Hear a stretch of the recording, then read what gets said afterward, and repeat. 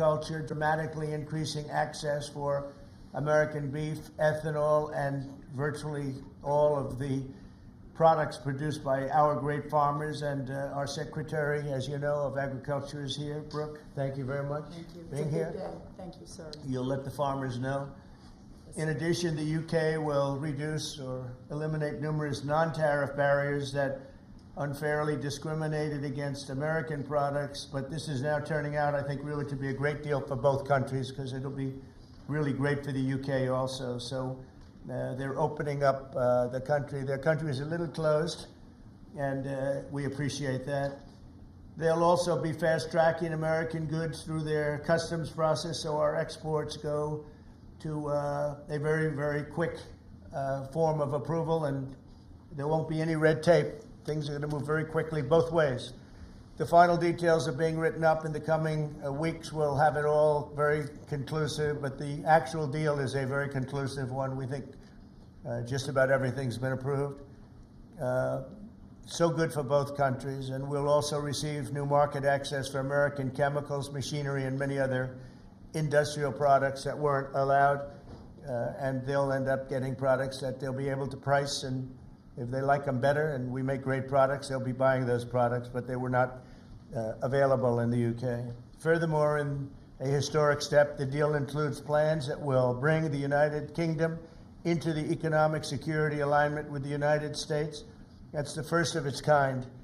So we have a big economic security blanket, and that's very important, and we feel very, very comfortable with that because it's been a great ally, truly one of our great allies. I mean, a lot of people say our greatest ally. I don't want to insult people by saying that, but I can say it's certainly one of our greatest, and right at the top, and they're the first one we're talking about. And by the way, we have many meetings planned today and tomorrow, and every country wants to be making deals. And we have a meeting, as you know, Scott will be going over to Switzerland on Saturday, and that'll be very, very interesting. We'll find out, but I think they want to make a deal very badly too. Both countries have agreed that the economic security is national security, and will be working together as allies to ensure that we have a strong industrial base, appropriate export controls, and protections for key technologies and industries like steel.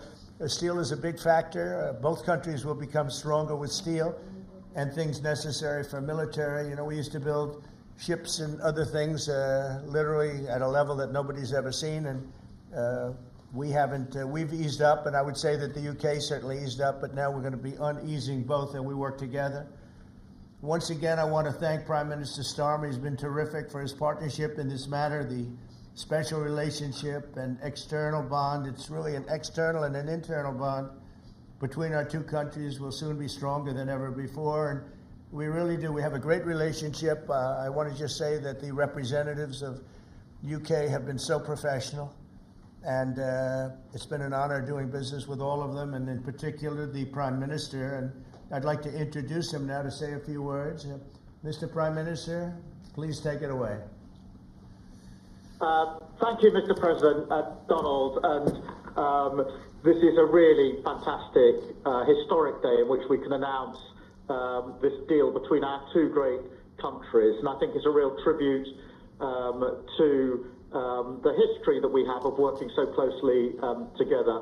Can I pay tribute, Donald, to your negotiating team as well, particularly yes, Howard and Jameson, who've done an incredible job, a very professional job, and my team as well. Two negotiating teams have worked at pace now for a number of weeks to bring in this deal today. Really important deal. This is going to boost trade between and across our countries. It's going to not only protect jobs but create jobs, opening market access. And as you say, Donald, the timing couldn't be more apt, because not only was it 80 years ago today that victory came for Europe after and at the end of the Second World War, but of course on that day the UK and the US stood together as the closest of allies.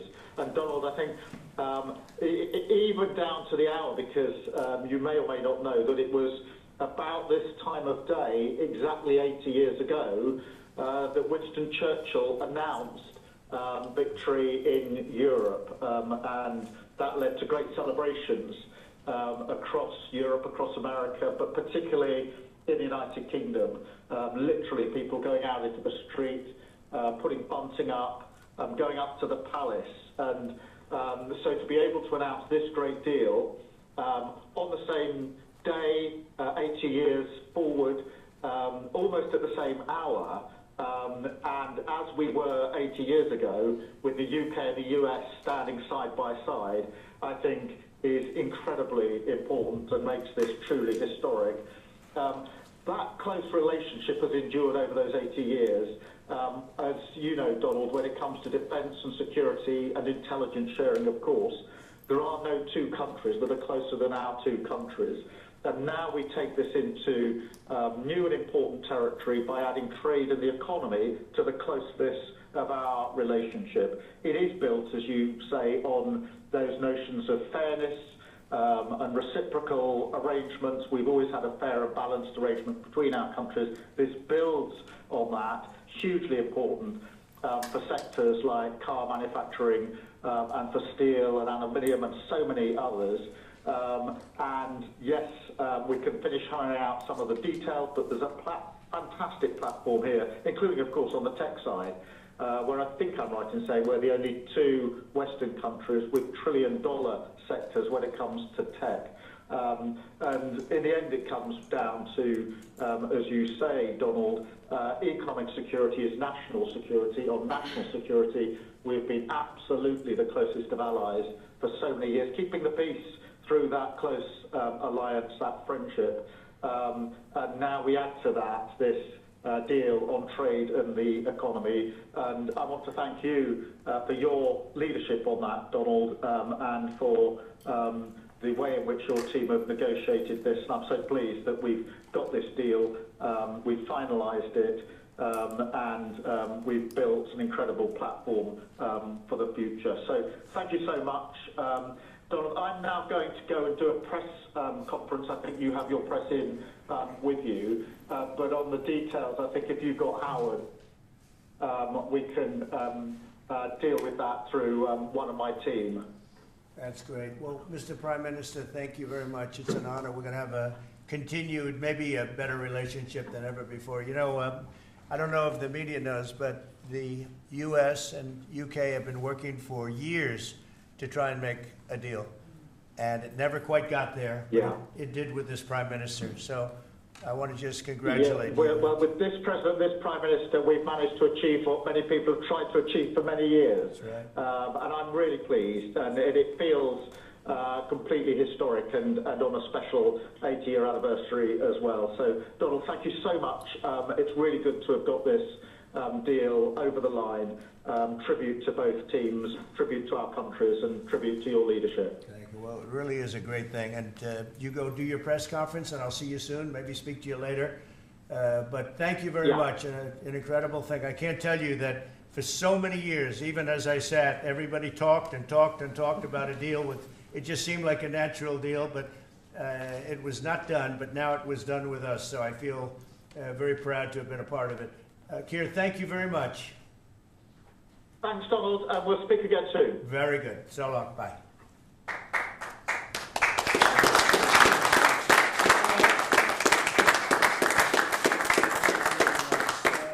Why don't I do this? Why don't I have our Secretary of Commerce, Howard Lutnick, give a little description of the deal pretty quick, and then the good side, the very nice side, we'll be speaking about it also, maybe, from so you get a pretty equal. I think it's a very, it's just been a deal that was, we thought, very complicated. It became very simple. It's opening up the country that we really didn't have the kind of access to that I would have thought. I was surprised. I think it's why the deal never got done before. It was, you know, they've been working on this deal for 25 years.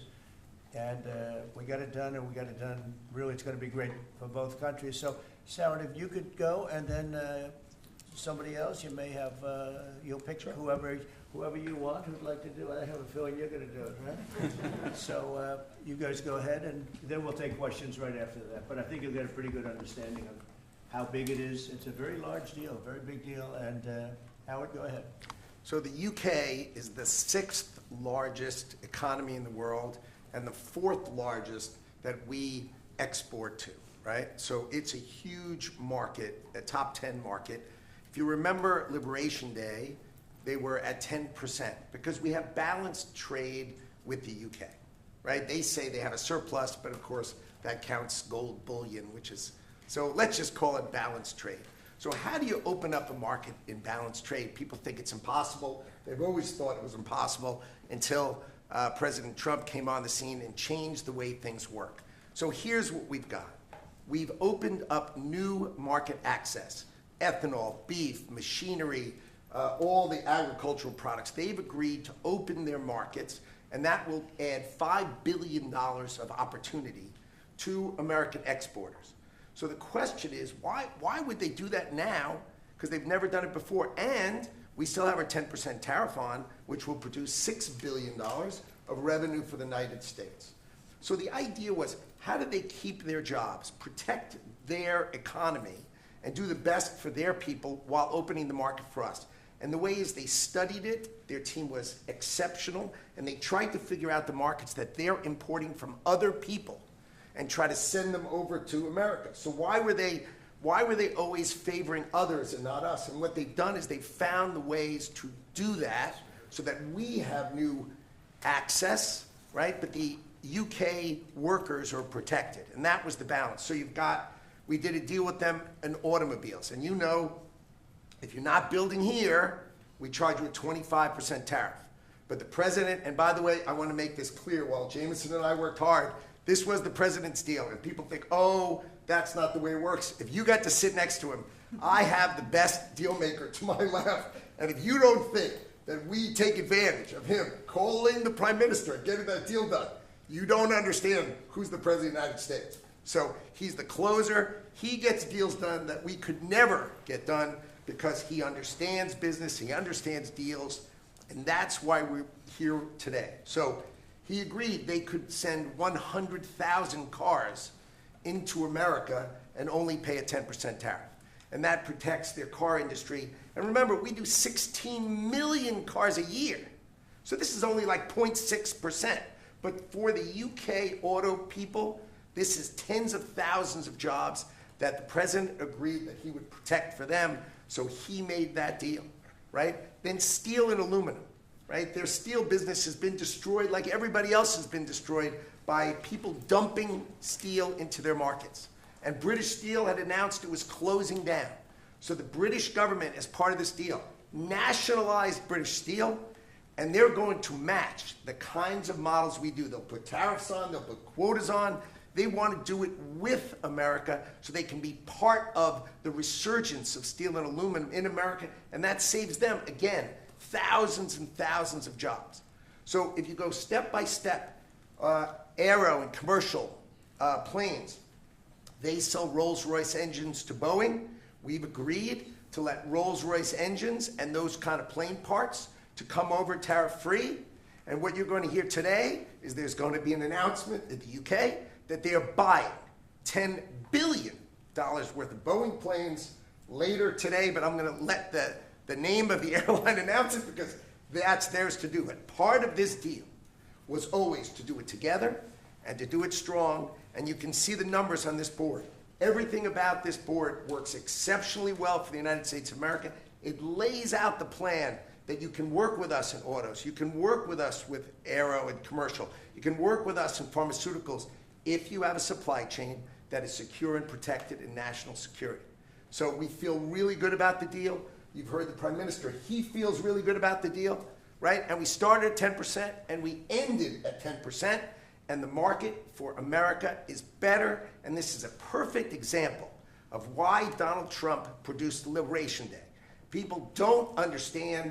He gets things done in a matter of time. This would have taken Jameson and I 3 years, maybe. And instead, we got it done in 45 days, certainly, because we worked for Donald Trump. So, Jameson, my partner in all this, maybe Jameson, you'd like to talk a little, and then we'll turn it over to the UK. Sure, happy to do that. Everyone has great remarks.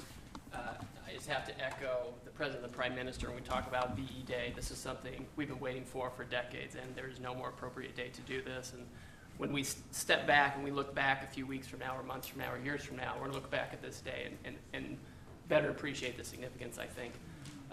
And I'll just say as well, in terms of negotiating, I mean, the UK negotiators, you know, we've got one right here, did an incredible job, right? This is why you win wars, right? When you act like this, and the ambassador, he knows more about trade than a lot of us here, based on his background.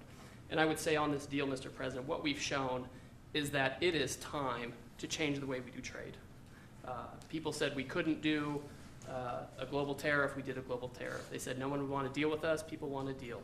They said no one give offers. You saw that stack of offers I showed you yesterday of all those countries. Said we wouldn't get deals, and here we are with a deal with the 6th largest economy. We've agreed to have fair and reciprocal trade, and we've done it in record time. Thank you very much. Sir. Great job. Thank you, sir.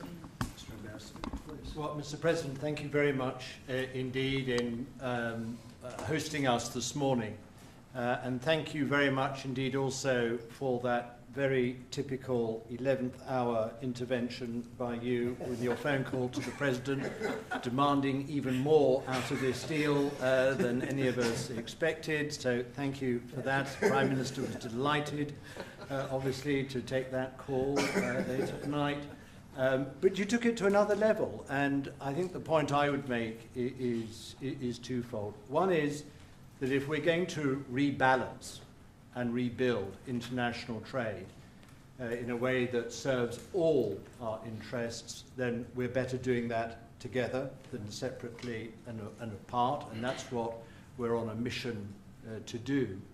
But secondly, you've done what you said you would do. You said to the Prime Minister when he came and we visited in the Oval that you would do a good trade deal with the United Kingdom, that you would do it at pace, and that we would be first. And you have delivered that. You know, you've been true to your word. So thank you very much indeed for that. For us, it's not the end. It's it's the end just of the beginning. I mean, there is yet more we can do in reducing tariffs and trade barriers so as to open up our markets to each other even more than we're agreeing to do today. But it also provides us with the platform, the springboard, to do what I think will be even more valuable for both our countries in the future, and that's creating a technology partnership between the United States and the United Kingdom so that we can harness science and technology in order to create future industries and future jobs, and to do that together in the way we work so closely already in the national security and defense area. We can just take that to yet further areas of science, enterprise and endeavour. So we're looking forward to doing that in the coming months. You've launched us extremely well today. It just, in my view, as the Prime Minister has said, just shows what two countries who trust each other, who are confident in each other and are familiar with each other can do, not just for ourselves, but for the rest of the world who need to benefit from a bigger and better international trading system. Thank you very much. That was beautifully stated. What a beautiful accent, too. I'd like to have that accent. Thank you. My mother would be proud. Thank you very much. Any questions? James Matthews from Sky News. Yes. Can I ask, why Britain and why now?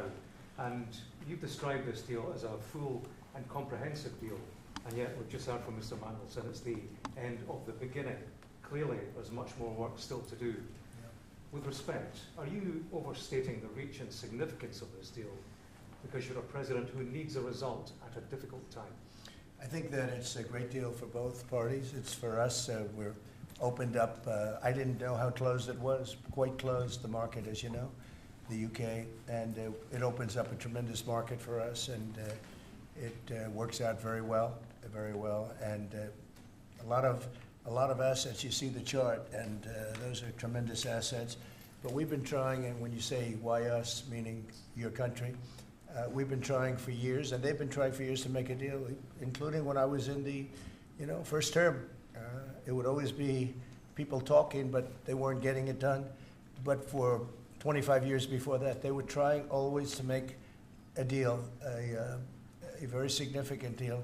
I actually, until I looked at the numbers, I didn't realize this is a very conclusive deal, but we think we can grow it even from that. But this is a maxed out deal, not like you said it. You said it really incorrectly. This is a maxed out deal that we're going to make bigger, and we make it bigger through growth. But we have tremendous assets involved. I was surprised to see how big your country is in trade, actually. You know, one of the biggest in technology and so many other things. It's agriculture. I really didn't know. It's depending on your definition, it's from 4 to 5 to 6. That's pretty big in the world. So I was very impressed by that. But we're going to take it to new levels. It's a very big deal right now, but I think it is going to grow just of its own volition. It's going to grow, and over time there'll be changes made. There'll be adjustments made because we're flexible. We'll see things that we can do even better. But it's very conclusive, and we think everyone's going to be happy, and the people of your country are going to be very impressed with the result, and they'll be able to buy from more people. They'll be able to price things differently. They'll be able to get some products that aren't available to them now that we make better than anybody in the world.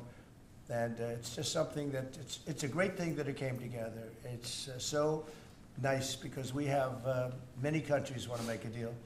And many countries are very unhappy that we happen to choose this one, to be honest with you. But it's a long time, our oldest ally, or just about. I guess a couple of people claim that too, but let's put it right at the top. I think it's going to be something very special for UK and special for the United States. Mr. President, Mr. President, Mr. President. Thank you, Mr. President. Reagan Reese with the Daily Caller. How close are you to more deals, and when do you expect the next to be announced? Well, very close. We have numerous deals. I know Howard's going back. As soon as this is finished, your press conference, he's got numerous. And Scott, who's right over here, who's fantastic, by the way. You were great on television this morning. I watched you. That was very good. You gave them a little lesson in the world and economics. But Scott's going to be going to Switzerland, meeting with China, and you know, they very much want to make a deal. We can all play games. Who made the first call? Who didn't make the? It doesn't matter. It only matters what happens in that room. But I will tell you that China very much wants to make a deal. We'll see how that works out. Every country throughout the last 40, 50 years has literally ripped off the United States on trade, on military, on protection, on all the different things. And we are now making fair deals. And in this case, it's great because we really weren't very much involved. You have the European Union, which is, I think you made the right decision years ago. I don't know if you remember, I was opening up Turnberry the day that you were voting. And they asked me, would it happen or would it not happen? I said, no, I think they're going to go their own separate way. I think it's better for them. And they did. I think it's going to end up being a very smart decision. But a big part of that decision was always that you'd be able to make a deal with the United States. And they were unable to do that. But now they made it. And it's a tremendous, it's very important. That was always a big part of your decision on Brexit. And they were never able to make that deal. It was a tough one. And this one it's amazing with time. This one just went very smoothly, went quickly and smoothly, and a lot of common sense, as I like to say. There's tremendous common sense, but it's going to make your country in terms of trade, and it's going to make our country much bigger in terms of trade, too. Yes, sir. Okay. Thank you. Go ahead, behind you. Oh, yeah, Tom Baker with the BBC. Thank you, Mr. President. You mentioned meat. You're with who? The BBC. Oh, good. Very nice. They treat me beautifully. You mentioned meat and beef exports.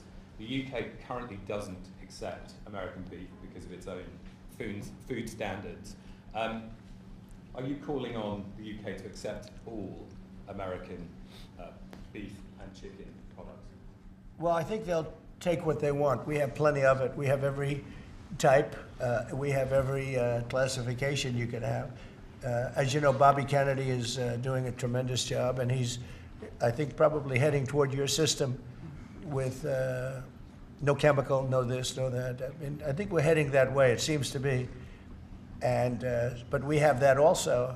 So we're a very big country. We have a lot of beef.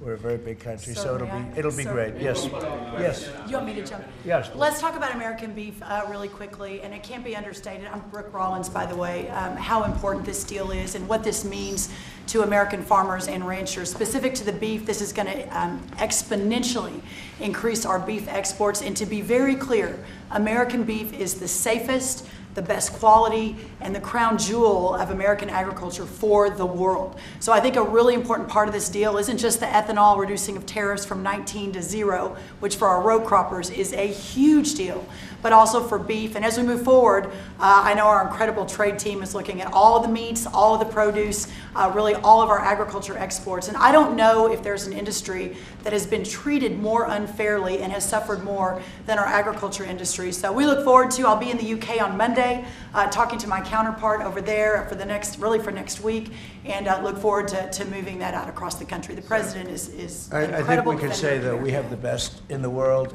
best tractors, the best everything in the world, and they say that our agriculture is, second to none. You understand, and it'll be a great asset. People are going to be able to have options, choice, and they'll have more of it, and that usually means lower prices. How about we'll do you and then you? Go ahead. Question for the Italian TV, Daniele Compatangelo, LA7, TV 2000, Primetime Media. So congratulations for the deal. We'll see a big revenues from the chart. But what's the rest of Europe? It's a victory day, but other European countries, it seems like they're losing the we trade. intend to make a deal with Europe. We have found that the European Union treated us extremely unfairly, very difficult, and hurt themselves in doing so. And they very much want to make a deal. We'll be dealing with them. We are dealing with them currently. So that'll cover pretty much the rest of it. But this was separate because of Brexit in particular. This was a separate deal. It always seems so natural. I mean, all the media would say that this seemed to be like, why did this happen 25 years? Why didn't it happen a long time ago? And it was always amazing to me. Somebody would say, hey, we got to make a deal. We have to make a deal. But this deal just fell into place. The Prime Minister did a fantastic job.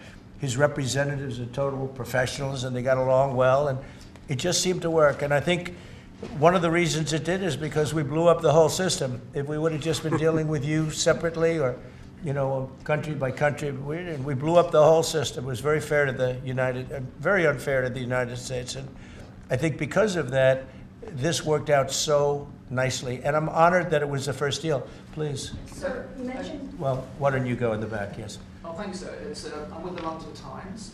I'd say this is a great day for James Bond because now Aston Martins will be available to American buyers. Will it be even better by extending it to film? You've talked about a big tariff on films, and we'd like to know if there'd be relief on British... Well, we're going to have a discussion on that separately. And as you know, we're putting tariffs on that particular film, he said, the movie makers. And we're going to be doing some tariffs to get them because a lot of them have left this country. They all live here. The money comes from here. Everything comes from here, but they make them in other countries. So we're going to do something to bring them back, maybe to a large extent. But James Bond has nothing to worry about that, I can tell you. James Bond. And Sean Connery was a friend of mine. Sean Connery was responsible for my getting zoning in Aberdeen. He said, let the bloody bloke build his golf courses. And, I was like 4 years into the process, and it was impossible in Aberdeen. And he just stood up one day and he said that. As soon as he said that, I got the approvals in about 2 minutes. So he was a great guy, Sean Connery, and great character. Later in the year? Say Are you going to Scotland and to... Yeah, I will be, sure. It's great. We have a lot of investment over there. We have Turnberry, Aberdeen. We have, as you know, in Doonbeg in Ireland, right on the ocean. They're all on the ocean. I only have interest if they're on the ocean. And we have good investments over there. It's been beautiful. Yes? Mr. President, if the talks go well this weekend between Secretary Bessent and Ambassador Greer with their Chinese counterparts, not preemptively, but if the talks go well, would you then consider lowering the tariff rate on China? Well, it could be. I mean, we're going to see. Right now, you can't get any higher. It's at 145, so we know it's coming down. I think we're going to have a very good relationship. I always got along very well with President Xi. That relationship was greatly disturbed by COVID when COVID came in, but we get along very well now. I mean, the relationship was hurt with a lot of people, a lot of countries when COVID came in. But I think we're going to have a very good relationship. I expect to have a very good relationship with China, Scott. I think it's a very friendly meeting. They look forward to doing it in an elegant way. China, as you know, has a tremendous trade surplus with us, and we just can't have that. And but I think it's going to be very good for both countries. I would like to see China opened. You know, one of the big things here is, and nobody would know this, but the UK was largely closed. It was very much closed to trade, and now it's opened. And a lot of the financial reporters are very happy about that because so much. I'd listen to them. Well, I hope they get countries opened up, and then you compete on a fair basis. But you can't compete when you're not allowed to go there. China would be the number one example of that. You know, it's very closed. We almost had it last time before COVID, and that didn't work out.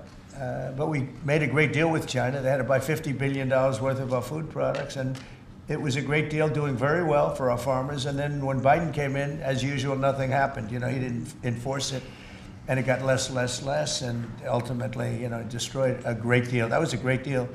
But no, I think that we're going to have a good weekend with China. I think they have a lot to gain.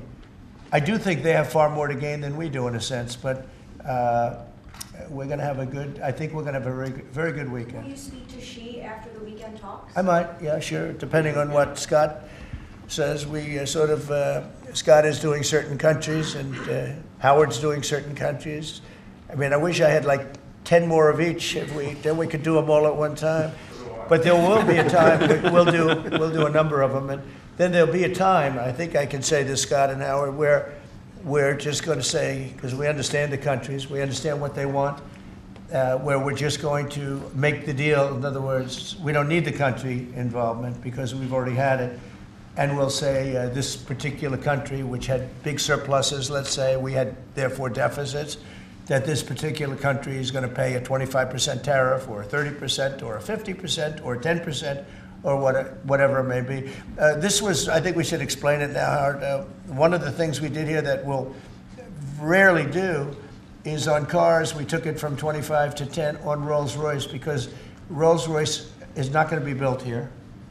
I wouldn't even ask them to do that. You know, it's a very special car, and it's a very limited number too. It's not, you know, one of the monster car companies that makes millions of cars. They make a very small number of cars that are super luxury, and that includes Bentley and Jaguar. So we have some very special cars. So in order to help that industry, and that's really, you know, handmade stuff, and they've been doing it for a long time in the same location. And I said, yeah, that would be good. Let's help them out with that one. But that's different than a car company that comes out and makes millions of cars, which they'll be doing in our country. They're going to build, we have many factories, car plants being built or going to be built very soon. I think we can say that we'll be close to $10 trillion of investment. I think we're actually at that number now if you add up some of the ones we haven't heard about yet. I mean, we have some going up right now. They have plants going up, and they haven't even spoken to us. They're doing it because of the tariffs. And tariffs have always been used against us, and I never understood. I used to sit back. As you know, China paid hundreds of billions of dollars in tariffs when I was president. But until then, China never paid anything. And, you know, they really did a big number on us from the standpoint of trade. But we are using tariffs now for our benefit. And we have now close to $10 trillion. Think of that, $10 trillion. If you look at the past administration, and we're talking about over, you know, essentially 2 months, because we could say 3, but it took a little while to get the office in perfect shape, right? It took a little while to get things done. But once we started, when you think of that, close to $10 trillion of investment, you've had years where the United States wouldn't do that wouldn't do $1 trillion in a year, wouldn't do anywhere near $1 trillion. We did $10 trillion in 2 months. So it's amazing what's happening. We're getting calls from, and that has to do with chips, has to do with cars.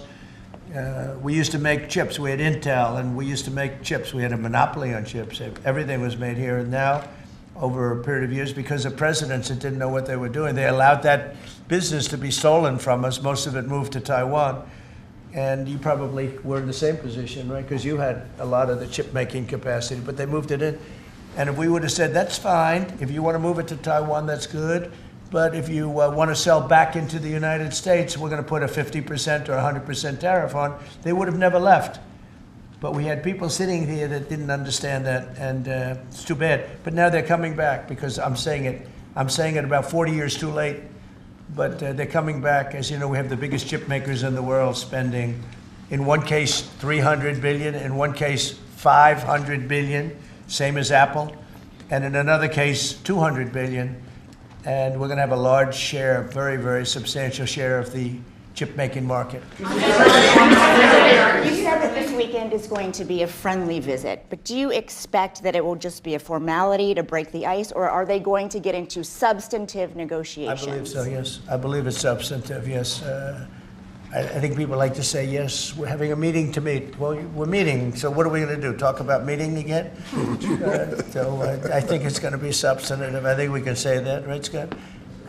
Very substantive. Now, China wants to do something. And look, they have to at this point. You know, essentially, they made $1 trillion a year, and now they have absolutely, no business because of the tariffs. They have no business, and they want to have business. And we want them to have business. We want them to do well. We want them to do very well. So I think it's going to be very substantive. Because business has slowed down, as you mentioned, we're seeing. China.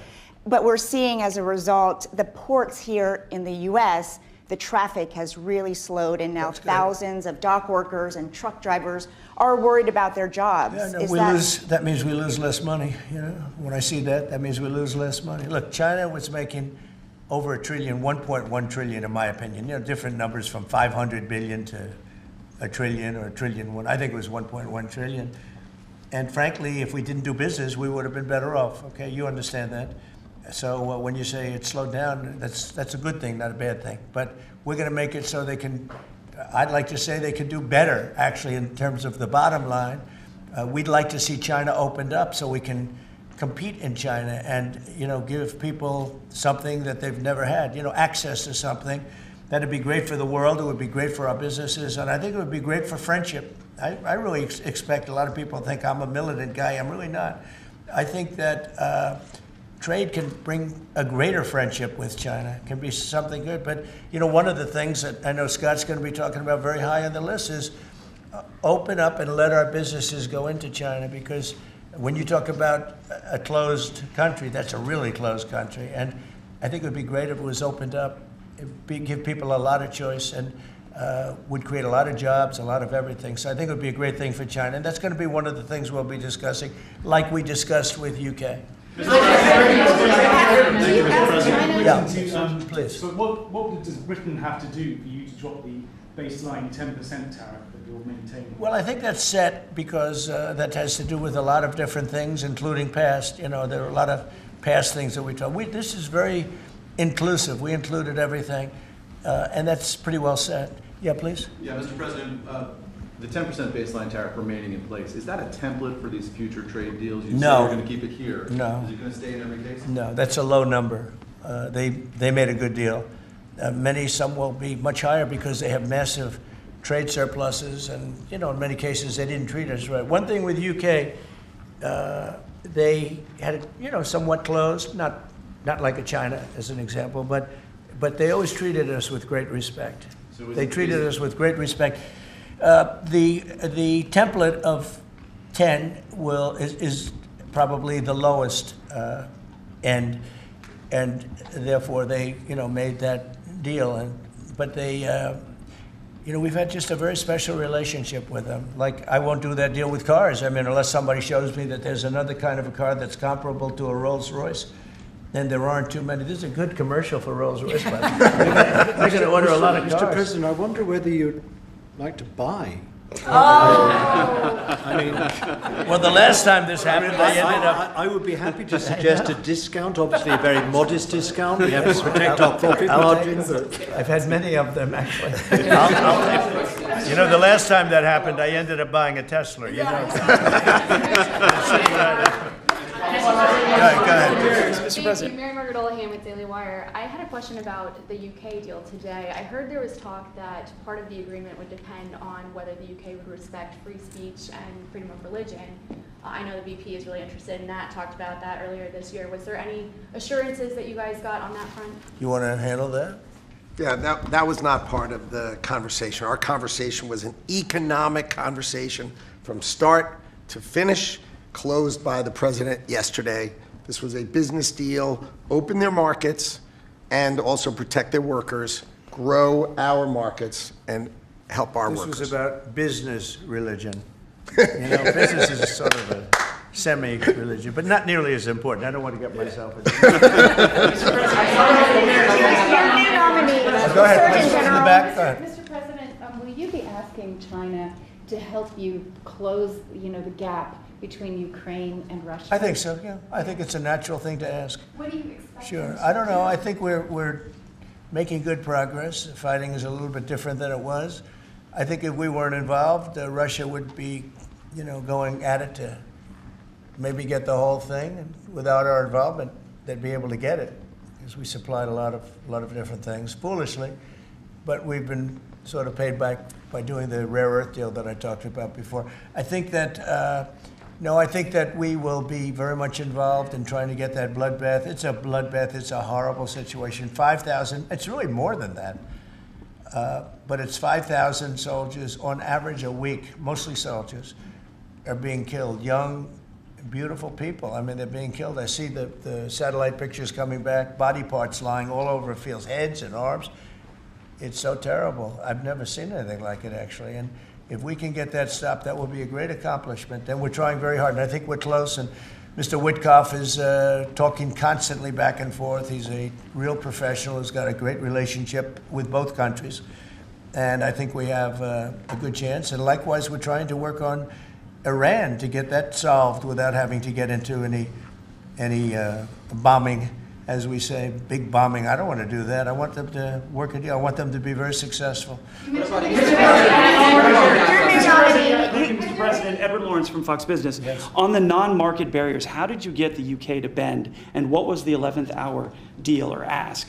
Well, I think it was really just a part of the overall. I mean, they have so many things that are so good for them. It's going to be so good for the country. And that was sort of easy. It wasn't, we had non-market, I call it non-market or non-monetary trade barriers. And we had quite a few of them, not nearly as bad as some countries. Some countries have, they have virtually no tariff, but the rest of it is so brutal you can't do business with them, right? So it's a very important question, actually. No, I think the overall deal just worked out very well from their standpoint. They were willing to give that in order to get other things. And you might want to speak to that, Mr. Ambassador. Look, the point about the deal is that we will continue reducing tariffs and non-tariff barriers. This is a continuing picture. It's a movie. It's not a still picture here. It's a movie. Yeah. It continues. And we're both committed to freeing up trade between our countries. We're both committed to freeing up investment between our countries. And the point about this deal is that it provides a very good template and a very good launch pad for what we can continue to do and build on in the future. And that's what we're both determined to do. Many of the well, wait, better not say. That's between us. Many of the, we'll keep it confidential. Yeah, how about just one more little thing, right? It got the deal closed, and it was handled very well from the other side, too. But many of these things that we're talking about, we've been talking about this for 25 years. It's hard to explain when, if you weren't sitting behind this beautiful Resolute desk, you just wouldn't get it. I have been hearing about making a deal with UK for 25 years. And especially around the time of Brexit. They wanted to make a deal, so they came out of Brexit and they make a deal, and how natural. And it just couldn't be done. It couldn't be done. Good people. And this is a bigger deal. This is a much bigger, better, stronger deal for both of us than we ever even contemplated before. It's a big deal. Virtually everyone said that it would end in failure, it would end in tears, and it's ended in exactly the opposite. Yeah. But, Mr. President, can I say that that is due to Secretary Lutnick and Ambassador Greer, have been absolutely fantastic. But Right. yesterday I received a call, a very diplomatic call that just edged things over the line, and that was from your new ambassador in the United Kingdom. Who is terrific. Right? Warren Stevens, he's here. Where is Warren? Right here. Hello, Warren. He's flying to London tomorrow night. He's going to be very popular with the British people. He's going to be a very successful ambassador.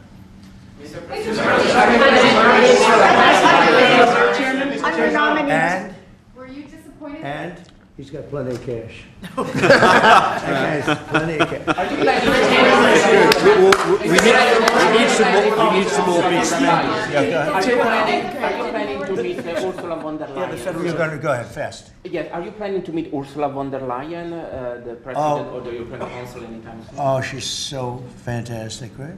She's so fantastic. I hope we're going to meet. Yeah, the answer is yes. I saw her a few days ago. And I think that we'll definitely meet, yeah. The European Union is a big thing. They want to make a deal very badly. You know, everybody wants to make a deal. Look, everybody wants to make a deal with the United States, and we're doing that, and we're going to make fair deals. I'm just honored that this was the first one. Go ahead, please. The Federal Reserve Chairman, Mr. President, says that you would have to call him for a meeting. Do you plan to meet with him? I could and what do call you him think for about, a meeting, but it's like talking to a wall. He should be. the Bank of England cut today. Well, the Bank of England cut, China cut, everybody's cutting but him. It's I don't know. We'll see what happens. It's a shame. I call him Too Late, Too Late Powell. That's his nickname, and it's a shame. It's ridiculous. So a meeting, he's always too late. But in this case, it's not going to matter that much because our country is so strong. We're so powerful in terms of economic strength and what we've done. And I'll tell you what, if we didn't have our first term, you wouldn't be. We created things in the first term. We cut more regulations than any president in history. We cut the taxes more than anybody in history. And a very big factor is going to be the tax bill that we have right now, the one big beautiful bill, as we call it, which is all-encompassing, the biggest tax cuts ever in history, bigger than even the first time. And the incentives, even great for the UK, because it'll make us so strong that we're going to be doing more business with you. It's a very important element for taxes, for every aspect, regulation cuts. That bill is, I believe it's the biggest bill of its kind ever in the history of this country. And Speaker Johnson and Leader Thune have done an incredible job. I mean, I'll let you know, we have to get a vote, but we have a lot of support for that bill. And if that happens on top of all of these trade deals that we're doing, this country will hit a point that you better go out and buy stock now. Let me tell you, this country will be like a rocket ship that goes straight up. This is going to be numbers that nobody's ever seen before. That's a very important element of all of this. If we get that, if you don't, and the Democrats are fighting it only because they want to fight. They have Trump derangement syndrome. If it was somebody else, they wouldn't fight. If you had a normal person, if you had some stiff sitting behind you, they'd be fine. But they have Trump derangement syndrome. Senator Schumer's become a Palestinian. Welcome. I don't know when they're going to give him the ceremony, whatever the ceremony may be. But it's terrible what's happened to the Democrats. So. Very, very important element of everything, of what we're doing, unrelated to today, but related in the sense that we'll do, if that passes, we'll do even more business with the UK. We'll have so much. It's the biggest tax cut in history. It's going to make our country zoom. It's going to be incentive, as you know, with the deduction basically for work. You work, you build, you plant, etc. Your deduction. It's going to be the biggest. It's the biggest bill of its kind ever passed. Maybe the biggest bill ever passed. That's why we call it the one big beautiful bill. You just announced a new nominee for the U.S. Surgeon General who never finished her residency and is not a practicing physician. So can you explain why you picked her to be America's top doctor? Because Bobby thought she was fantastic. She's she's a brilliant woman who went through Stanford, and as I understand it, she basically wanted to be an academic as opposed to a surgeon. I think she graduated first in her class at Stanford. And Bobby really thought she was great. I don't know her. I listened to the recommendation of Bobby. I met her yesterday and once before. She's a very outstanding person, a great academic, actually. So I think she'll be great. Your nominee for U.S. Attorney of D.C., do you have a backup plan if this Senate? Oh, I do, yeah, but he's a terrific person, and he wasn't getting the support from people that I thought. You know, he's done a very good job. Crime is down 25% in D.C. During his period of time. I'm very disappointed in that, but I have so many different things that I'm doing now with the trade. You know, I'm one person. I can only I can only lift that little phone so many times in a day. But we have somebody else that will be great. I just want to say Ed is unbelievable, and hopefully we can bring him into, whether it's DOJ or whatever, in some capacity, because really outstanding. To me, it was disappointing, I'll be honest. I have to be straight. I was disappointed. A lot of people were disappointed. But that's the way it works sometimes, you know. That's the way it works. And he wasn't rejected, but we felt it would be hard. And we have somebody else that we'll be announcing over the next 2 days who's going to be great. With companies like Ford and Mattel recently saying they're going to raise prices on certain products, how long do you think the American public is going to be patient and wait for you? Well, I think they're saying that just to try and negotiate deals with me. Okay? They're not. Look, tariffs are the most misunderstood thing maybe in any form of business, anywhere in business. Oftentimes the country picks them up. Oftentimes the company picks it up. The people don't pick it up. Okay, the people don't pick it up. And if Ford did that, they wouldn't sell any cars. And if Mattel, I don't know, I'm not so sure. They also said they're the only country I've heard. They said, well, we're going to go counter. We're going to try going someplace else. That's okay. Let him go, and we'll put 100% tariff on his toys, and he won't sell one toy in the United States, and that's their biggest market. I heard that. I mean, I watched this guy talking about how I'm going to go counter. I said, well, I wouldn't want to have him as an executive too long. The Ford people I know very well. What they're doing is negotiating with us by saying that, but we don't think that's going to happen. Look, I put out a truth today, and it said that gas is down, gasoline is down, energy is down, groceries are down, eggs are down. I mean, eggs, thank you very much, but eggs are down. When I came in the first week, you guys hit me with eggs. I said, what the hell happened with eggs? Eggs were up like 170% and going up, and they said don't order any for Easter. And we were thinking about ordering plastic eggs like everybody was doing. And Brooke did a fantastic job, agriculture. Brooke did a fantastic job, and we had hundreds of thousands of eggs out here on the lawn just 2 weeks ago at Easter. But you take a look at the cost. Energy's down. Even interest rates are down. Now, if the chairman of the Fed, Jerome, if he would lower interest rates like China did, like I think UK did, but like numerous other countries have done, it's like jet fuel. It would be great. But he doesn't want to do it. I think he doesn't want to do it. Probably he's not in love with me. I think that's right. It's sort of a crazy reason, but that's the way life is. Anybody in his position would be like jet fuel. But even without that, we're doing well. But remember this, you know, I've watched you people reporting over the last few months that if we do this, you know, prices are going to go through. Well, groceries are down. All of this stuff is down. Lumber is down. Oil is gone to, I mean, we have that thing broke 60, right? $60 a barrel. And $1.98, $1.99 in some cases, and heading in that direction.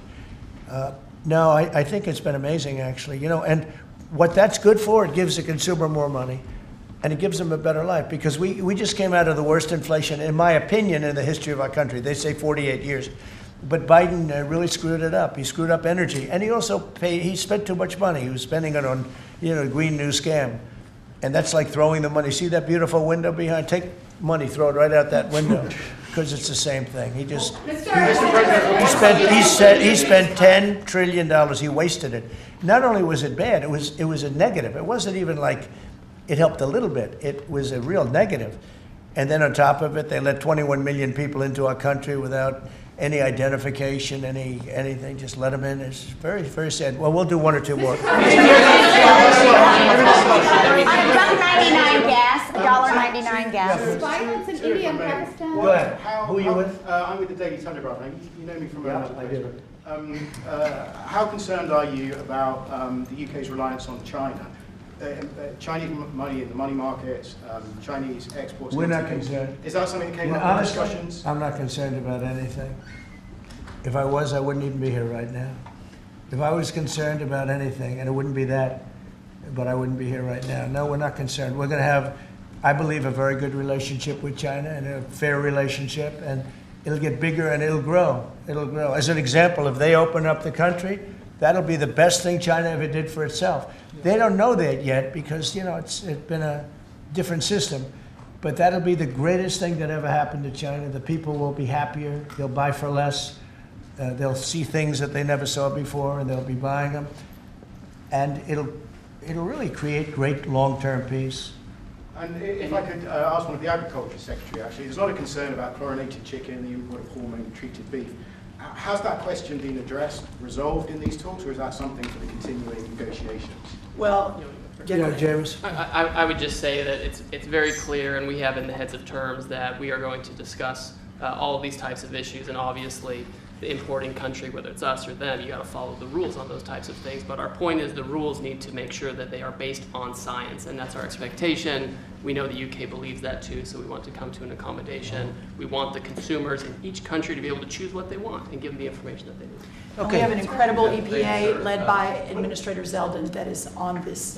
So the talks continue, but we are very, very confident in our products, and what the President has done to open up the markets is unprecedented for these farmers here in America. Thank you.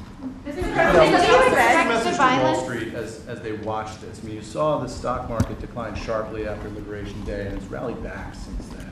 Well, now it's going to really rally, because, don't forget, they said this is all a pipe dream. And this is a tough one. This is, somebody would say, well, this is easy. This is much tougher, I think, than any other deal, because they've been at it for so many years, decades, trying to make this deal. And it's very conclusive, and it's a great deal, and it's a very big deal, actually. And no, this is just the beginning. We're going to be having conferences, or at some point we won't have, we'll just put out a statement that we just signed this country, that country. And after a number of these are done, nobody has enough people to do it. We're just going to put out X country is going to pay this, and if they open up, they're going to do this and that and that, and they're going to be open up. Everybody wants to be here. I say this is where they want to be shopping. They want to shop in this country because we have the consumer. And we have the consumer like nobody else. And, if this country went bad, the whole world would go bad. But we really saved it from going bad. Yeah, please. No, can I ask you about the air traffic control issue? Are you looking at getting new software, new equipment? I'm glad you asked me about it, because I'm just going to be talking to now with the heads of the airlines and everything else. So I was all set before we had the rigged election to give out a brand new gorgeous system to one company that was going to do the whole thing, one of the best companies in the world that you know very well. There are 3 or 4 of them that do it. And when they took over, Buttigieg, who has no clue, he drives to work on his bicycle with his, in all fairness, with his husband on the back, which is a nice, loving relationship. But he didn't have a clue. This guy didn't have a clue. And he's actually a contender for president. Between him and Crockett, you can have that party. But he didn't know what he was doing. And he took what they call dry systems where you have wires in the earth, buried in the earth or whatever. And then you have the open air systems where you have satellites, and you can't mesh them. Anybody would know that if you went through about 2 months of study in school, if you studied that kind of thing. And he did. They spent tens of billions of dollars trying to take old, broken equipment and merging it into existing new equipment with brand new equipment. It's one of the greatest. They spent like $40 billion. And what they did is they made it worse because it doesn't work together. You can't make it work together. If you have a satellite system, you need satellite. If you don't, they had all these different technologies, some of them 50 years old, and they're trying to mesh them in. and they end up spending twice the money they should have. You could have bought a whole new system. So we have a very good guy who you all know, Sean Duffy, is head of transportation, and I've given him a 10-minute lesson in buying, and he's become really good. And we are now in the market to buy a gorgeous, brand new system. The helicopter that crashed into the plane at 400 feet, it shouldn't have been. What would have happened is all sorts of bells and sirens would have been going off 3 minutes before that accident happened, if you had the right equipment, but they didn't. And the new equipment is unbelievable what it does. You can have, you don't even, well, I was going to say something, but you always, in my opinion, you always need pilots. I want pilots. But you wouldn't even have to have pilots. This system is so incredible what they can do. But we have a system that's obsolete. And what they did is the worst. They tried to combine the really old, broken stuff with the new stuff. And you can't combine it. And anybody should have known. So Biden, do you think Biden figured this out? I don't think so, fellas. Do you think he has any clue? He doesn't know what the hell's happening. So here's the story. We're going to be buying a brand new, it's going out to bid very soon, brand new state-of-the-art system that will cover the entire world.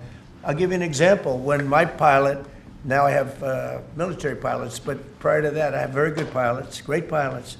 They would land, and I won't tell you which country, but they would use the system of another country.